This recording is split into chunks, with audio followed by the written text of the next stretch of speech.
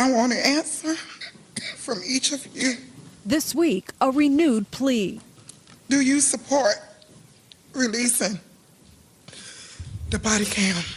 Distraught mother Jamela Smiley begging the Savannah City Council to help her find out what was behind her son Ricky Boyd's death.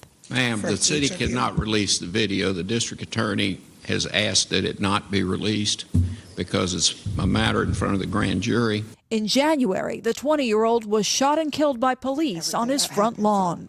You're confronted with the memory of what happened every time you walk in and out of your door. Every day, every minute, every second. Yes. Police went to the home to question Ricky in connection with a murder case. Following the incident, police said Ricky initiated the gunfire. The Georgia Bureau of Investigation released a statement on January 23rd saying, quote, the suspect confronted officers with a gun. A day later, the Bureau said the weapon, quote, was later determined to be a CO2-powered BB air gun.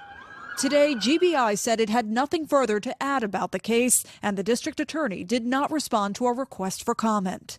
Jamela Smiley says GBI did show her the body camera footage on a laptop, and she did not see anything in Ricky's hands when he walked out of the house.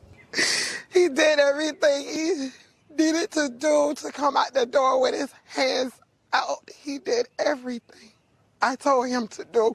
She and her attorney say they will fight to make the body cam footage public so everyone can judge for themselves. I will not let them get away with this. I will not go away. Maya Rodriguez, NBC News, Savannah, Georgia.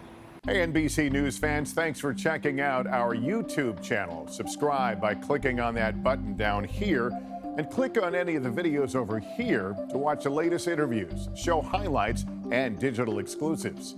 Thanks for watching.